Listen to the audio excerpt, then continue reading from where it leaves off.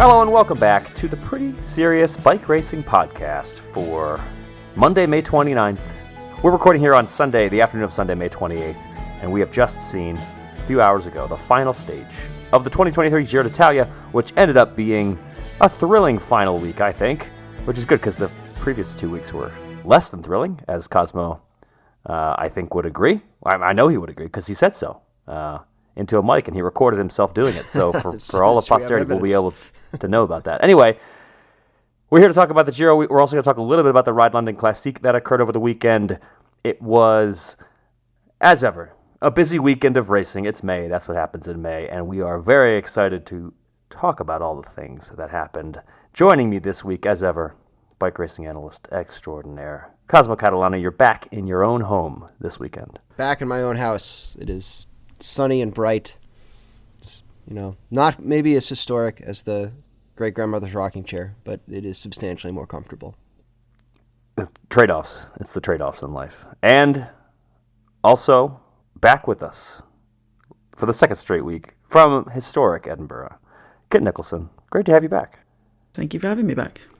So, we have much to talk about at the Giro. There was some GC action in the final week, which seemed like it was the plan all along for the organizers. I'm not sure if they expected there to be so little in the first 2 weeks, but we did finally get it in the last week, to an extent.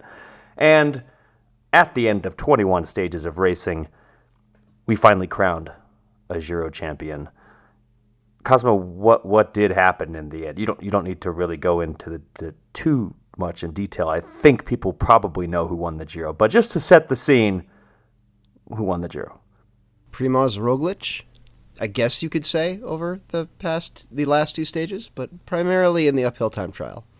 Yes, he exorcised his demons, you might say, of a time trial finale to a Grand Tour. This time he was the one who needed to gain ground, metaphorically, on Geraint Thomas. It was this time who went into the final stage with a small advantage on the overall standings, and Primož Roglič overhauled him in the TT despite dropping his chain and causing fans around the world probably to shout at their TV and say, no, not again, but he won it anyway. He won the TT, he won the overall race. That's his fourth career Grand Tour victory. Geraint Thomas finishing second overall, disappointed, but still a great result for Thomas.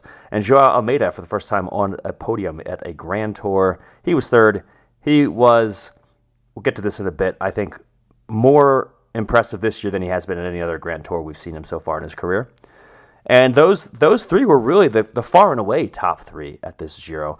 But we didn't know until that penultimate stage who was going to come away with the win, and it was Roglič. Despite dropping his chain, managed to overhaul Geraint Thomas and get that big win, and maybe get the proverbial late TT monkey off his back. So congratulations to Primož Roglič. We got lots to talk about with the race. Let's start with the GC action finally kicking into gear in that last week. We talked about this extensively on previous shows, how there really wasn't much action in the first week. The second week was also pretty muted, and there may have been some... That may have had something to do with the weather, but all the same, we just did not have riders attacking each other. Until, finally, in this third and final week, there were 3 mass start mountain stages that we got to see some action on, particularly the first one and the second of those 3. We got to see riders throwing... haymaker might be a strong word. I don't know. They didn't feel like haymakers, but they were at least attacks. They were probing attacks. Guys were dropped. There was some excitement. Joao Almeida really kicked things off on May 23rd. That was really the first time we got to see some action, and then we got to see plenty of it. There was also some breakaway action basically every day. So there were sort of 2 races every day, and essentially for the majority of the days of the final week of the Giro, it was Derek G versus other people off the front, and then maybe or maybe not a GC battle in the back of the, well, not the back, but just a little bit farther behind the breakaways. And those breakaway battles actually ended up being really entertaining, unfortunately, for the Canadian fans and for fans everywhere rooting for Derek G. He never actually managed to pull it off. Instead, we had riders like Santiago Buitrago taking wins, and very deserved ones. at that. So they did provide us with action off the front, regardless of what the GC guys were doing in the middle of the race. Speaking of G in those last couple of stages, I think what was remarkable was seeing him get into the breakaway on 2 consecutive mountain stages as a guy who's, well, I think some of the commentators were commenting on the fact that he was 10, 15 kilos heavier than on stage 19 than Buitrago. And having maybe learned a few lessons and looked around him, stage 19, that was the day that he made his last real effort to win a stage by attacking as early as he could, taking people by surprise by attacking early. But of course, Buitrago, slowly and steadily, he's a little climber. He knows what he's doing on those gradients. He's done races like this before. And he clawed his way back to G, but there was an inevitability to it. You have to wonder, what if he hadn't been in the breakaway the day before? If he'd had a bit more power at the beginning of that push, maybe he'd have had that couple more kilometers. He might have been able to hang on to Buitrago and go for the sprint.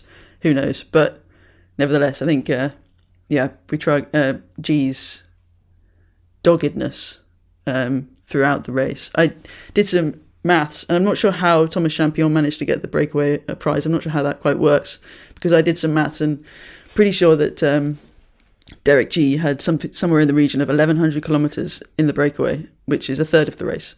That's amazing. Which is bonkers. But yeah, so onto Buitrago. What was really nice after that stage was to see, Esteban Chavez, he's a particular favourite of mine. He was, I think, a lot of people who've been following cycling for a while will know that he has he's really involved in junior cycling and academy cycling in Colombia and South America.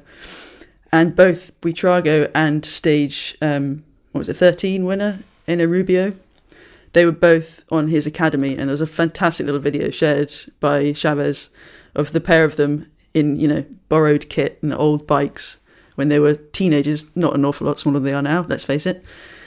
And just climbing some big old hill in the rain in Colombia. And there's something very nice about that. Esteban Chavez touches the mountains even when he's not at the races. And that suits me perfectly, because he's got one of those Grand Tour racer pedigrees where, a bit like Derek G, he gives us everything from massive success and drama and stories, but an awful lot of heartbreak as well.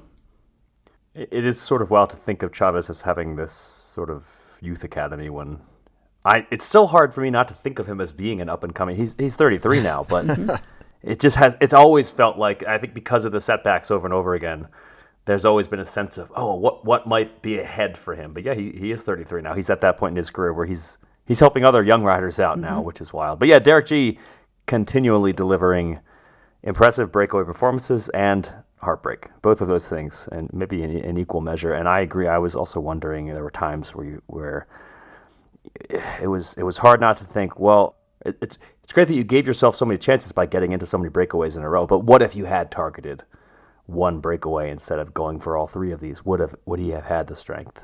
But maybe it wouldn't have been as exciting. Fact is, he's a track rider, not track sprinter. He's a track endurance rider, but still, it's more of a sprinter than a mountain climber. He had no idea what he was going to be capable of. There was a video released by Israel Premier Tech this morning. They'd flown his family in to see him in Rome, and he didn't know they were coming. But there was a bit in that video, he'd said, he came to this Giro not really expecting to make it to Rome. So he had no idea that he was going to get into a breakaway in the Dolomites and be up there in the first place.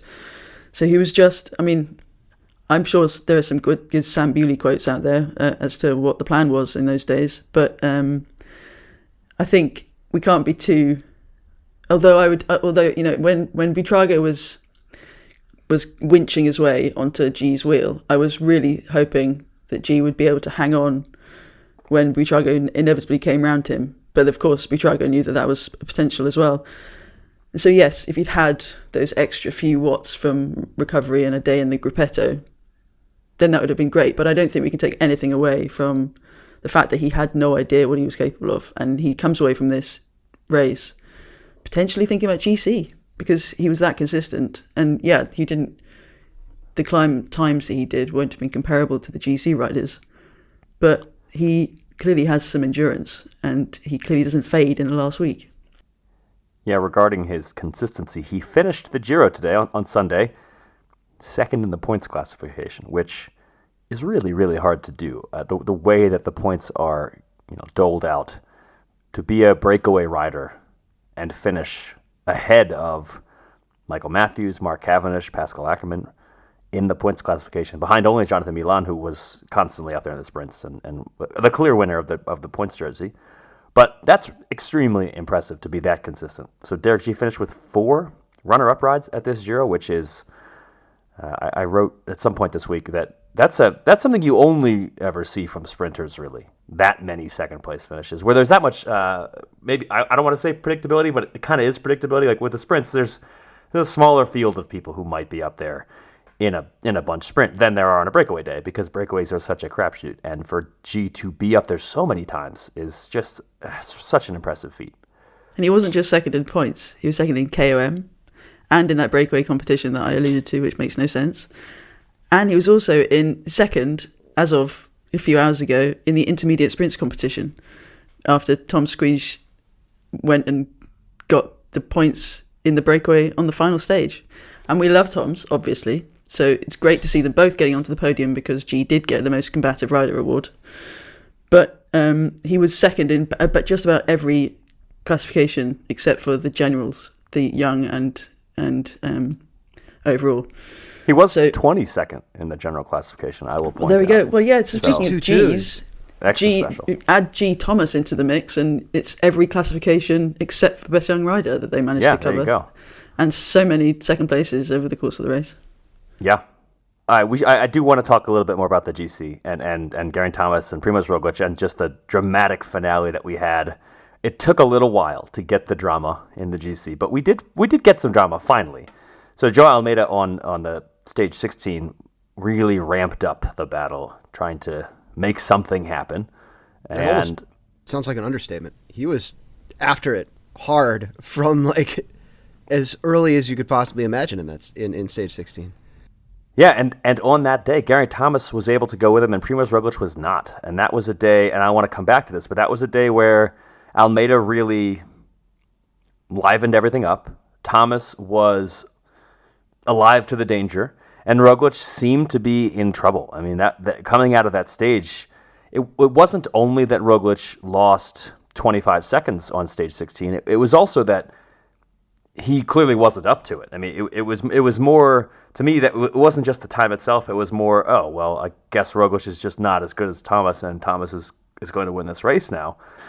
That was proven not to be the case 3 days later, when Thomas and Roglič went head-to-head on Trecime de Lavaredo, and it seemed like Thomas was going to get the better of him. He had time. He had a few seconds on Roglič and that final few hundred meters. He really waited. I mean, both of them had the same strategy in this race, which was ride very conservatively, rely on their teammates to set a high pace. In Geraint Thomas's case, that's Tayman Ahrensman and, well, basically every other amazing Ineos rider. And in Primož Roglic's case, it was Sepp Kuss doing a lot of work. In the end, both of them were planning, I think, just to use the final few hundred meters of those mountain stages to try to see what they could do, and then really rely on that final TT. But yeah, on stage 19, it looked like Thomas was going to put time into Roglič, and then at the very end, Roglič, it seemed, had measured his effort perfectly, and Thomas had gone a little hot.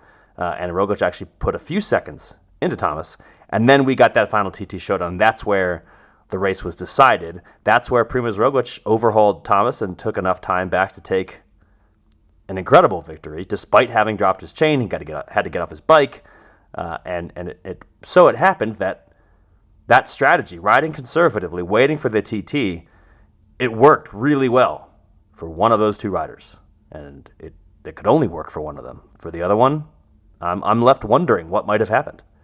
I thought it was pretty interesting how on stage 16, Jumbo really worked most of the day, and then it turned out that Roglič wasn't feeling that good, and they had to kind of scramble at the last second to try and not lose time. And we sort of saw not quite the opposite of that on stage 19, but we definitely had a situation where Ineos did a ton of the work, even though Jumbo was pretty clearly feeling good about how Roglič was feeling that day. There was a point at which Ineos like stopped riding and kind of sat up, and Jumbo kind of came to the front and also sat up, and they sort of stared at each other for, I don't know, 3 or 4 minutes. They talked. I couldn't hear anything on the ambient mics, but it definitely seemed like we're not going to do all the work today, guys. You're going to have to do some work. And Jumbo was like, no, we're not going to do any work either. It seemed very interesting to see that sort of juxtaposition. I also think on stage 19, I think Roglič, went for it. He was the first person to attack, trying to get some time on Thomas with his fancy climby only bike. He was the aggressor most of that day, and until the final, it was the last couple hundred meters of that race, you had Thomas seemingly opening time on Roglič, and then Roglič finding something else and coming back and taking 3 seconds back from Thomas, which with a 29-second gap between the two of them on GC is meaningfully relevant time, better than 10% reduction in the gap. It turned out not to matter, but it is not out of the range of realm of possibility that it could have on that mountain time trial. I'm really left wondering. I mean, Thomas did. There were moments inside the final few hundred meters of some of those mountain stages where Thomas went for it. But in general, he really was relying on the lead that he had, which was not big, and the final TT.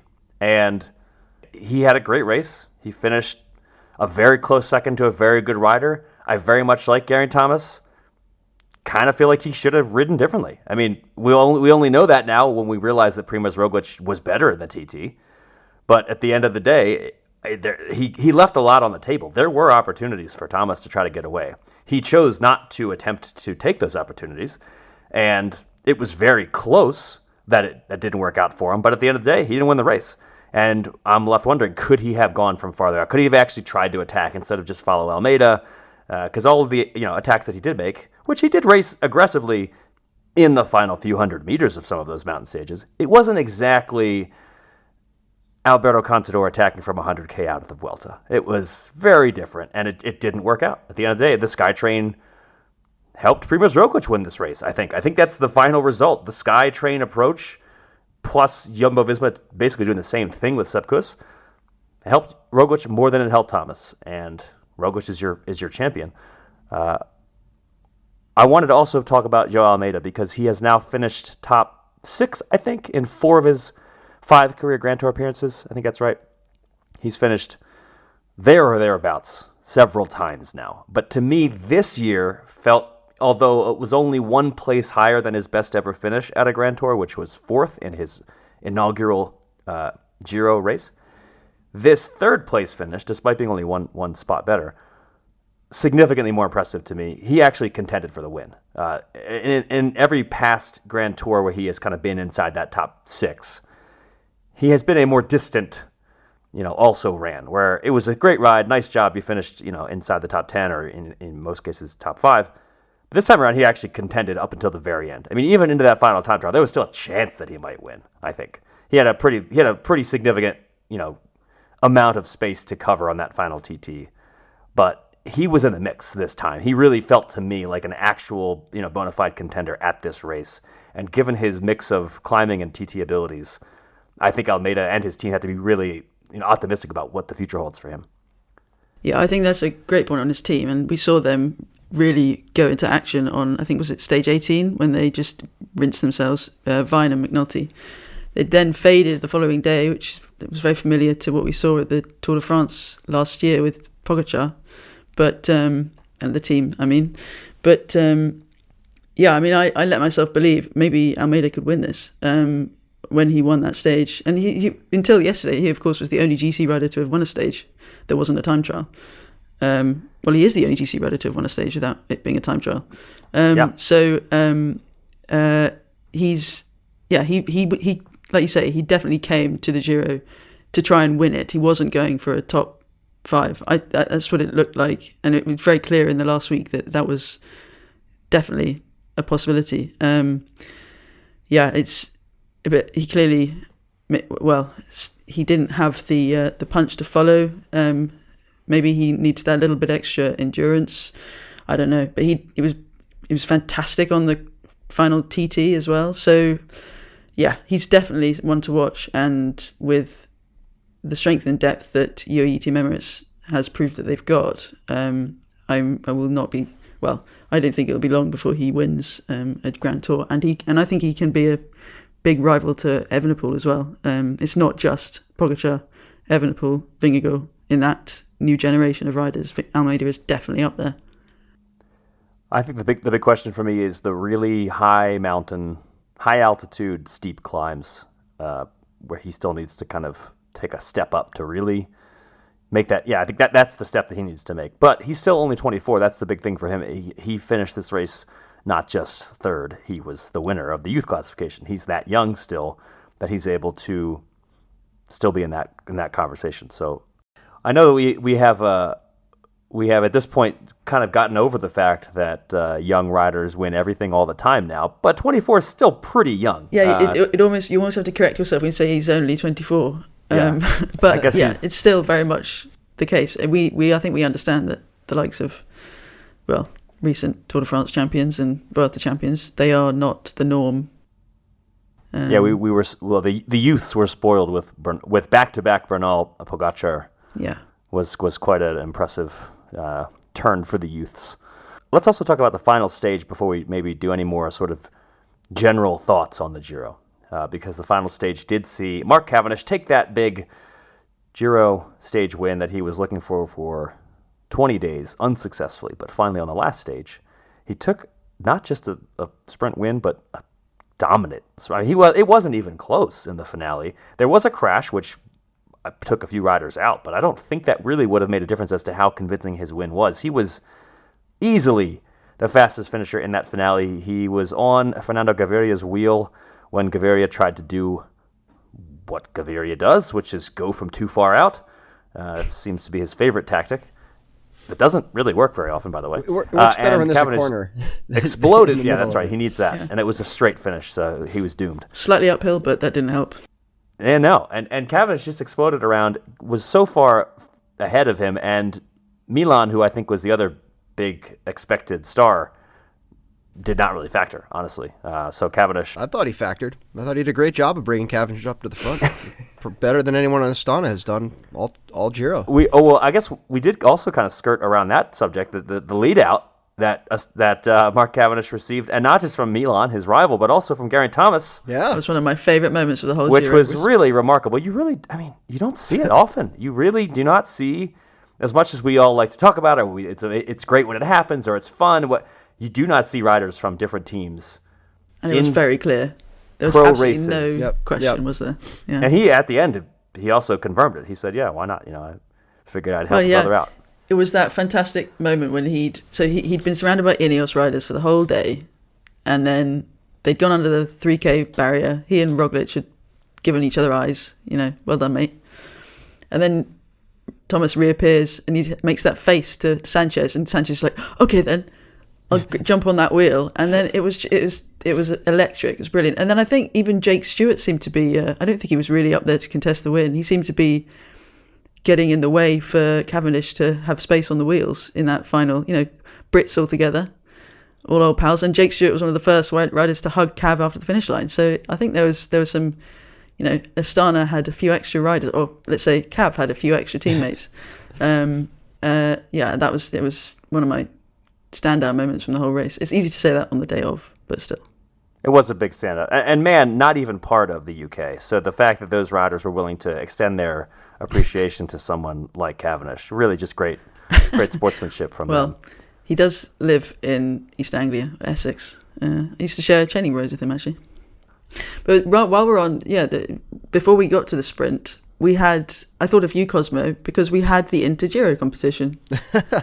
Basically, well, a version of it anyway. And when we realised that Tom's was in the break, and then hang on, there's something to be won here, and then suddenly we had this random extra little competition, one of those subcategories that nobody really notices until you see a picture of somebody on the podium with usually some sort of local delicacy, salmon if it's Norway,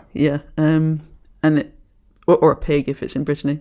Yep. So I really enjoyed that little bit of spice, besides Rowan Dennis's apparent determination to get the stage over with quickly, because it was very quick for a stage 21. Yeah, there wasn't as much. I think this may have been partially due to the crash, but there was very little processional in the very end when Roglič crossed the line. And I think that's probably due to the crash, but he also did not seem that... he put his arms out to celebrate, but there wasn't a big to-do as he crossed the line. Which probably also was just a little aware of the 14 seconds.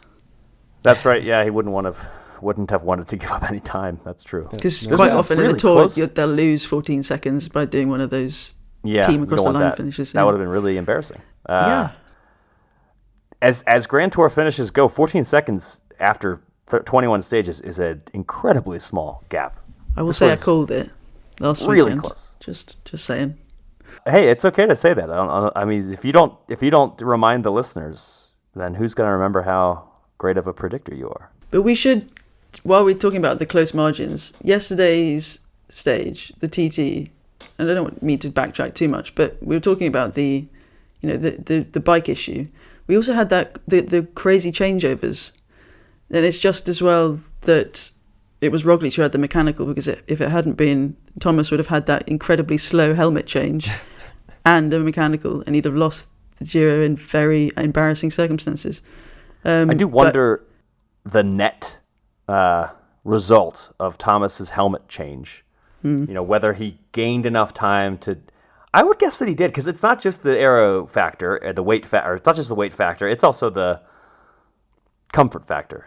Absolutely. Which is hard to quantify. I mean, Ronan's talked about this a fair bit, how it's so much harder to quantify that sort of thing than it is to quantify just watts saved at a certain speed. But I would imagine, it wasn't a fast change, that's for sure, but I would imagine it would have net around zero, I would guess. All right, I asked both of you before we started the pod to think of maybe some moments that made the race for you, and a couple of other things as well. So let's jump to that now. Now that the race has finished, we can look back on the whole race. We can see things with a little more context. Is there a moment that made the race for you, Cosmo?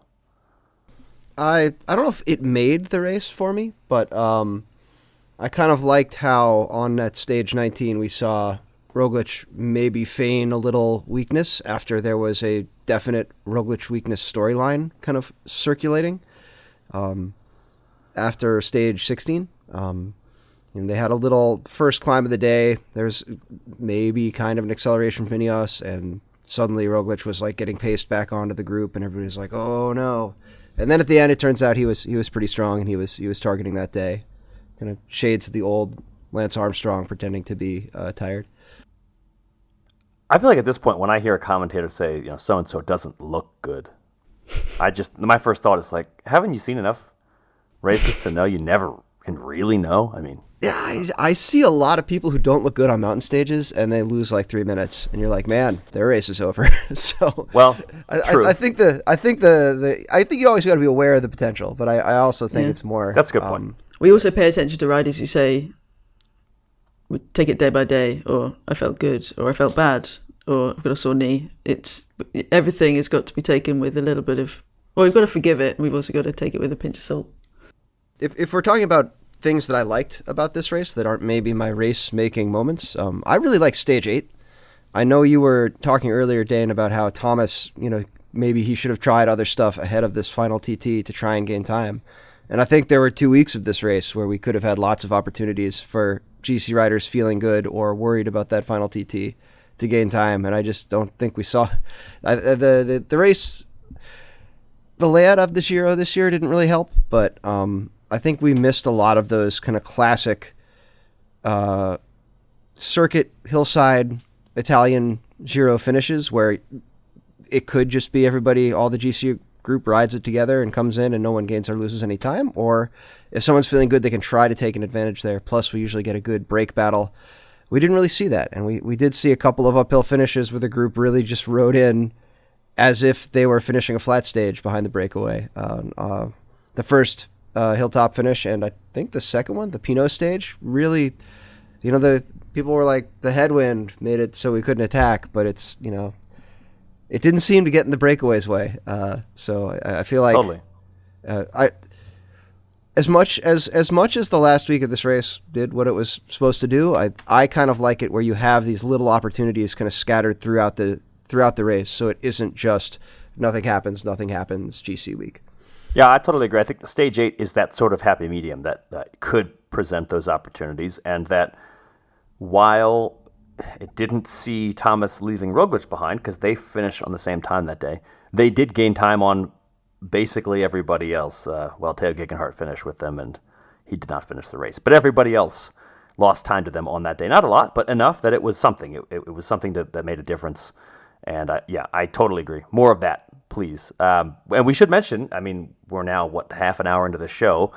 Just one last time, in case you forgot, Remco Evenepoel and Teo Gegenhardt both left this race, both possibly the two strongest riders in the race, certainly in the running for two strongest riders in the race, neither one of them finishing, one due to COVID and one due to a bad crash in which he broke his hip, that being Gegenhardt. It is what it is. I mean, it's bike racing and it happens, but we should at least mention that those riders were gone, and the riders who won the race or contended to win the race were the ones who kind of stepped up when those two were out. So I'm sure there's a lot of disappointment on the Teo Gegenhardt couch as he was watching and unable to contend on his own, and also as his teammate didn't win the race. But yeah, that's bike racing. Crashes happen, and, well, since 2020, COVID happens too. For me, to get back to the sort of moments that made the race and just moments we enjoyed, I really did think that Almeida's attack on stage 16 when he finally did something. And I don't mean he did something as in I was waiting for him specifically, as in somebody in the GC conversation finally did something. That really, yeah, I mean, I wrote a story for Escape over at escapecollective.com that sort of encapsulated that. He woke us up. He was there to help liven things up, and really not single-handedly necessarily, because there were some.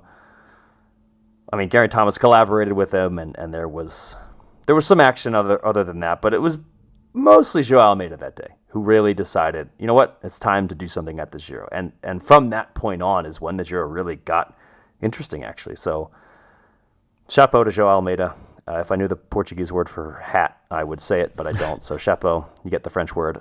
It's something that I feel like I was not looking to Almeida to be that one to do that, actually, just because I didn't really think he was the specific skill set to be the one to put in that big attack, but he did, and the race was all the better for it. And he still ended up finishing third overall. So I think everybody wins, kind of like he on the back of that and other big things that he did in this race, still finished really, really well. And we got to see some entertaining racing, I think largely because of Joao Almeida. So thank you, Joao, is the moral of the story.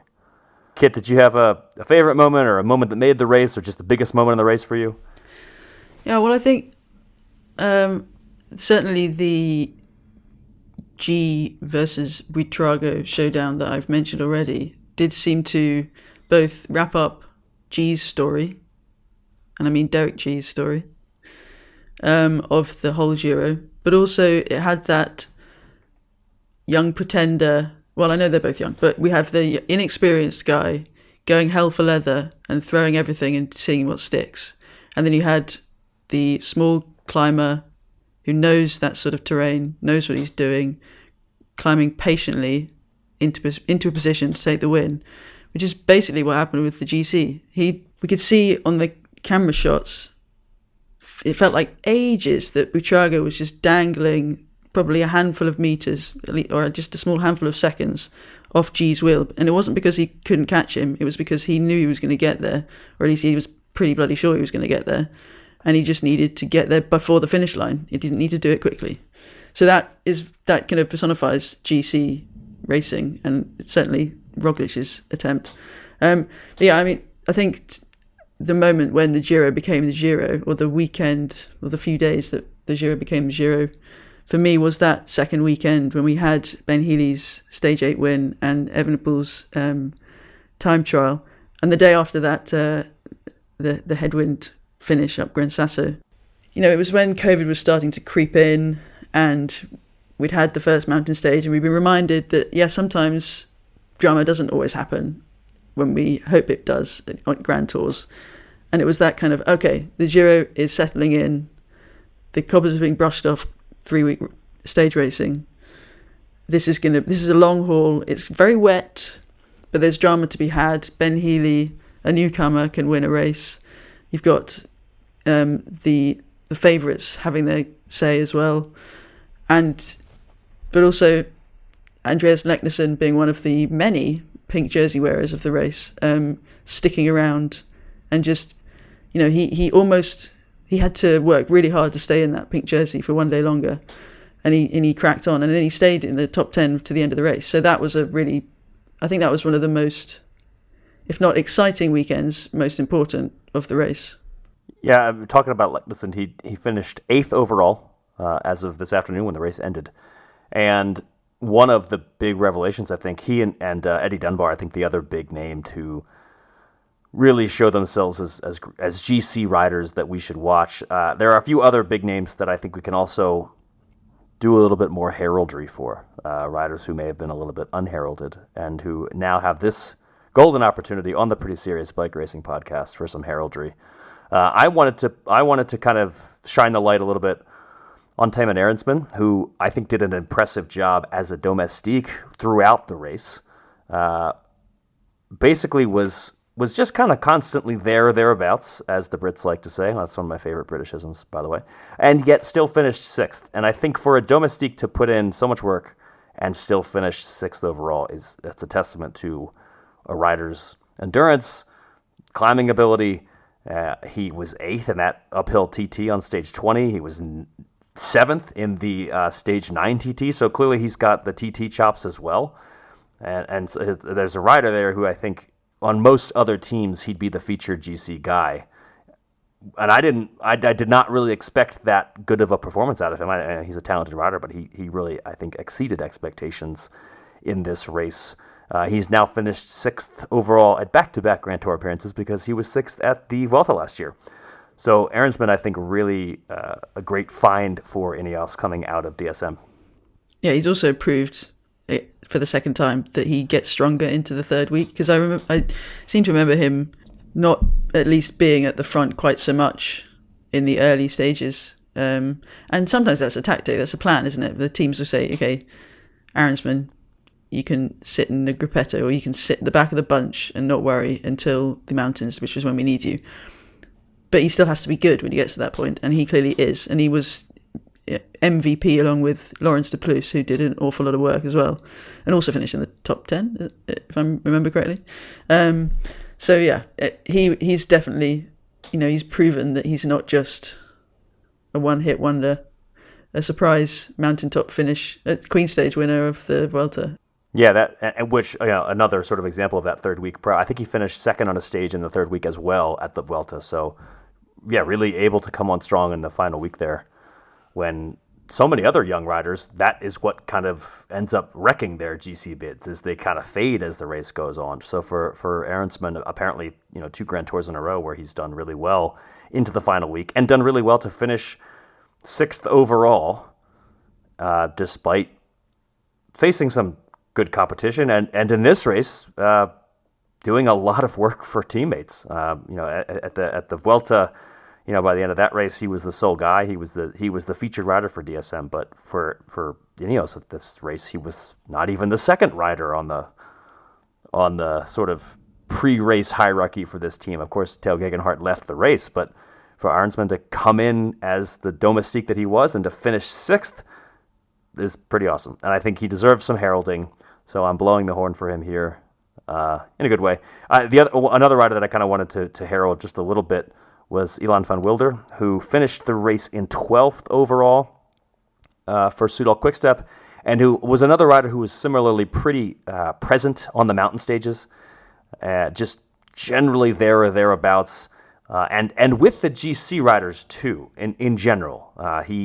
He spent a number of days actually with the main group rather than being in the breakaway and then just kind of hanging around the way that other riders who were finishing high on those stages might have done. He was with the GC riders on a lot of those days. And one of those riders who entered this race, I think, planning to be main option as a lieutenant for Remco Evenepoel. Obviously, things went differently for Soudal Quickstep after Evenepoel left the race.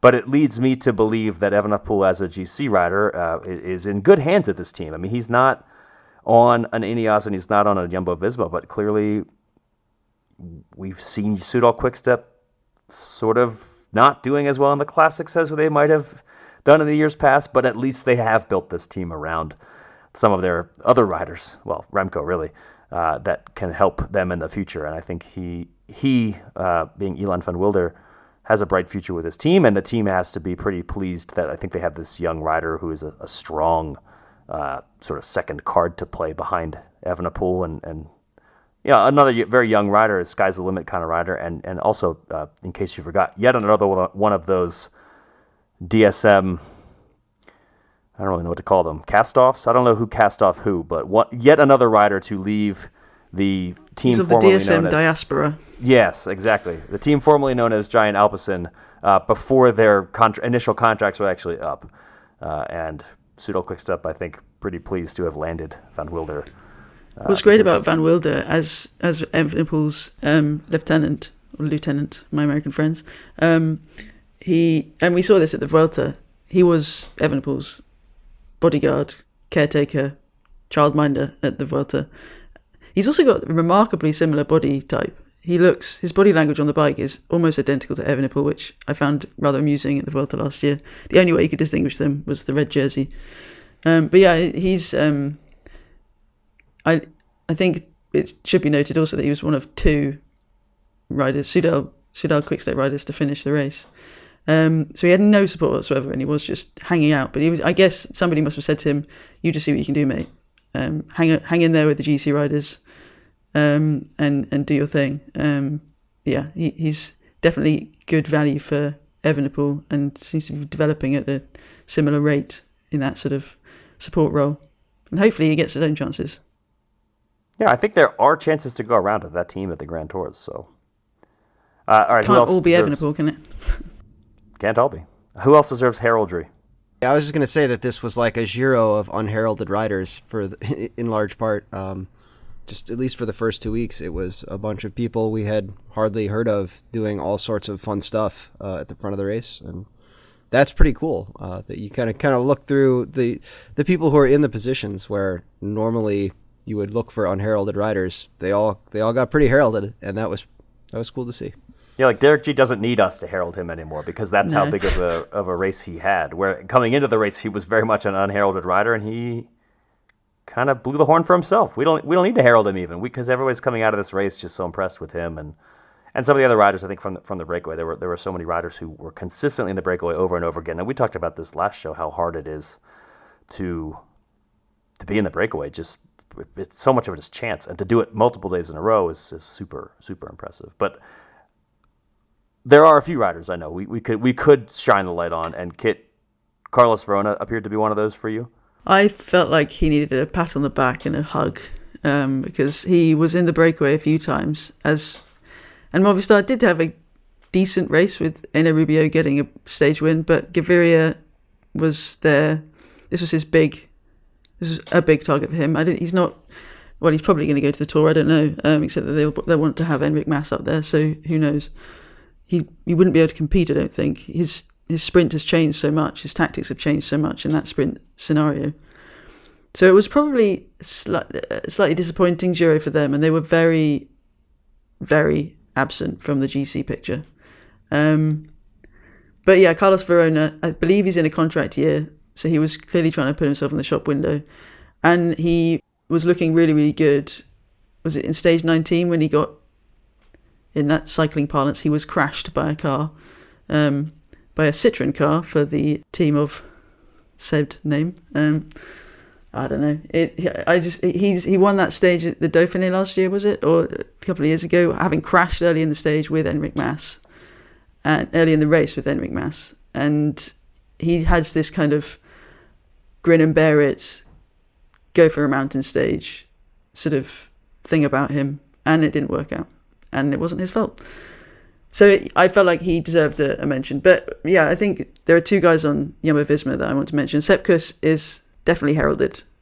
And he was clearly, he got interviewed twice by two different interviewers on the live coverage yesterday, which was interesting planning from them. But they were both very good value interviews.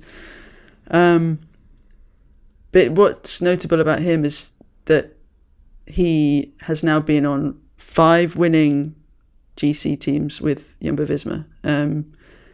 And he's been an integral part of all of those teams. And this is a guy who, at one point, a few years ago, we were saying, can this be America's next GC winner? And who knows, he could still be, he's still young. But there are some riders it's in their DNA to turn themselves inside out for somebody else. And that's how he earns his money. And he certainly did this week. I mean, without Sepp Kuss, who's to say how much more time Roglič would have lost in the rain on Tuesday. But also the other Jumbo-Visma rider I want to mention is Tom Gloag, who his face wasn't in front of us quite so much as Sepp Kuss, but he's the rider who was called up the night before the Giro started and arrived at the hotel at 3 a.m. to start the first stage after the disaster that struck that team in the days running up to the race. And he finished the Giro. Jumbo-Visma was one of 2 teams to finish with a full bus. It was an impressive ride for the young guy who wasn't meant to race a Grand Tour at all this year. And he was the, I suppose, owner of one of the most memorable moments of this weekend, being he was in the first wave of that time trial and he thoroughly enjoyed coming up that final climb. He was one of those to coax the crowd, and he was giving high fives to everyone as he crossed the finish line. It's a pretty remarkable ride for a guy who was not expecting to race at all, and suddenly he finds himself doing one of the biggest races of the season, having had no sleep. All right, final impressions of the Giro. Cosmo, were you on the balance pleased enough at the end after not loving? I mean,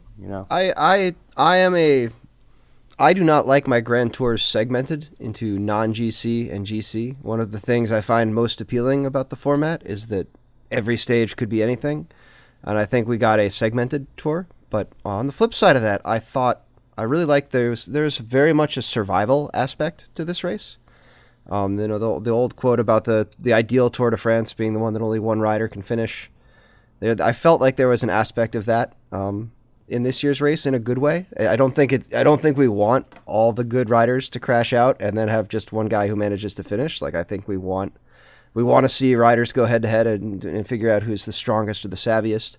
But at the same time, like, having all those days where your focus is on a mountain a week and a half away and you are in the middle of 100 extremely unhappy people in a rain jacket with no visibility, trying to not to get road grit in your eyes for hours on end. There is something to be said for the mental toughness and physical toughness to get through that and stay focused on your objectives. And I thought that was cool. Yeah, this seemed to be very emblematic of the sort of the race of attrition, where I've heard a lot of races called that over the years, but this to me was definitely up there among the most race of attrition-iest of races. Attritional. No, I'm going to go with race of attrition-y. Attrition-y, cool. Yeah. I think this was a really great example of it, and I think at the end of the day, it's I would imagine that makes it all the sweeter for Primož Roglič to have come out on top for a rider for whom setbacks have become just part of the norm. I mean, so many seasons he's had something, come up, and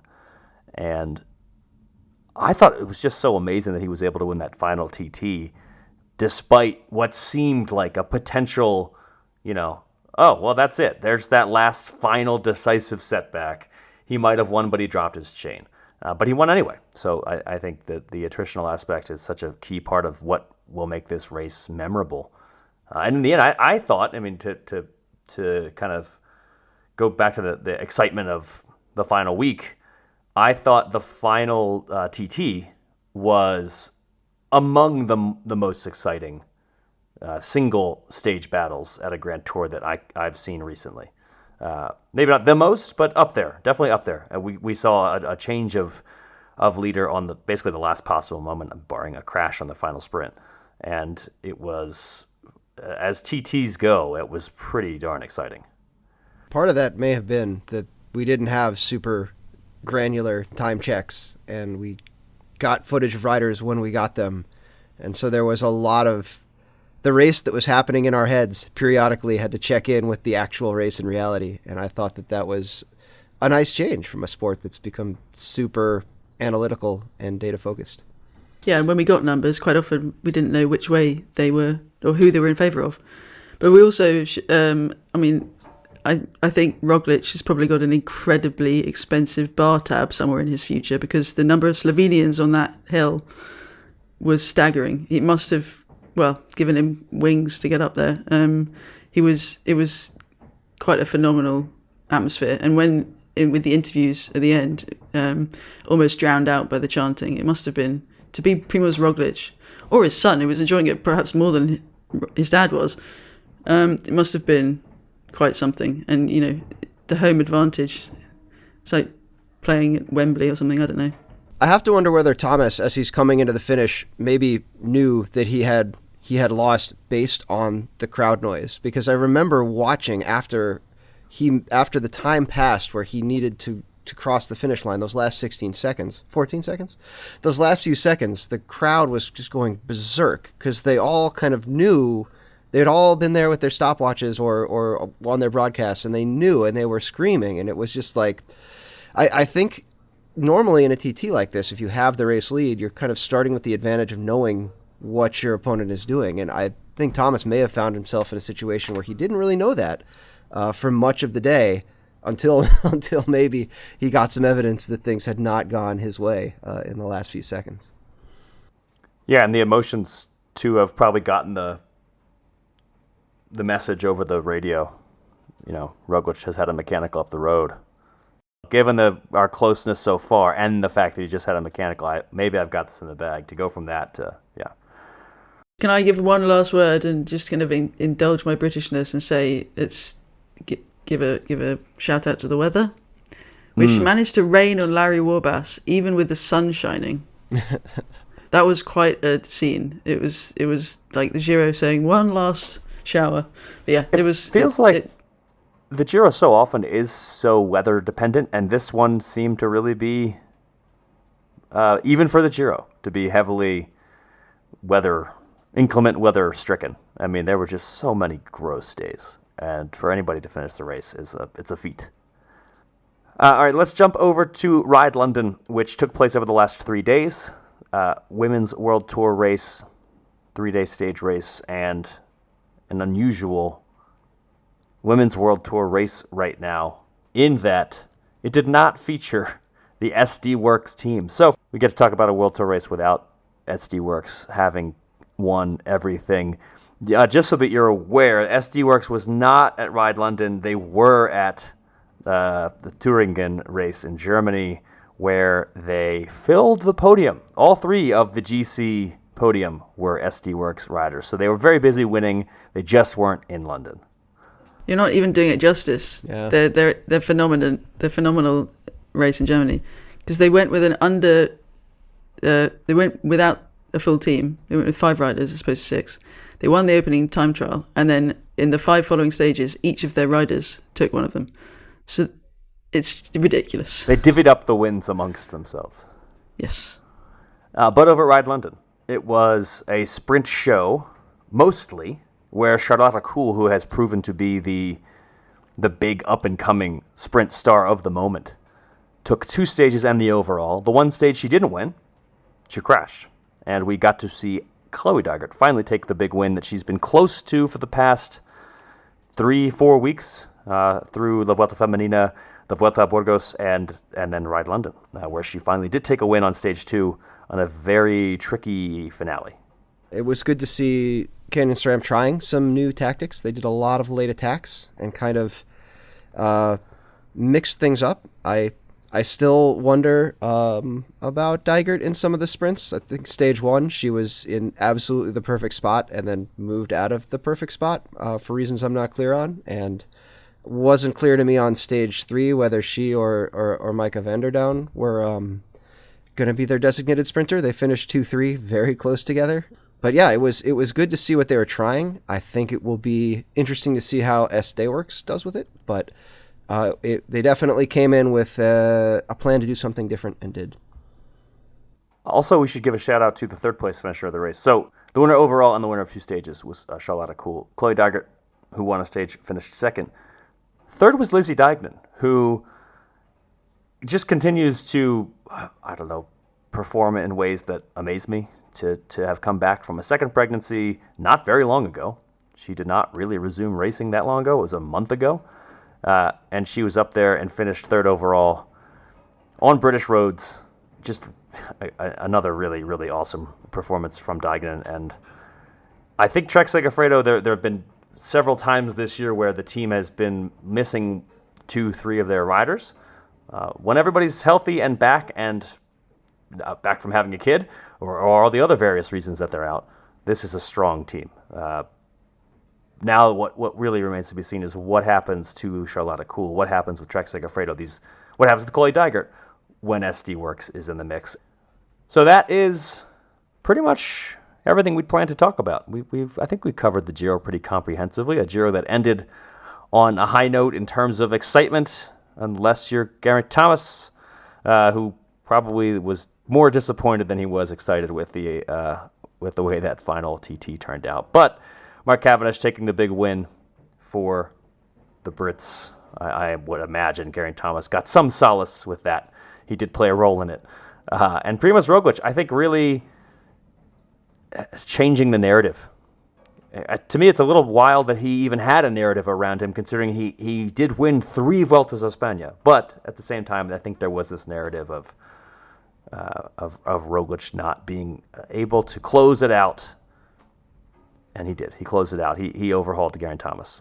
Hope you enjoyed all of the 3 weeks of racing. Hope you enjoyed us rambling on about the racing over the past few weeks. And I hope you're excited for more of that, because there's a lot of stage racing ahead, a lot of exciting things to come in the world of bike racing, because it's late May. That means we just have more and more action ahead.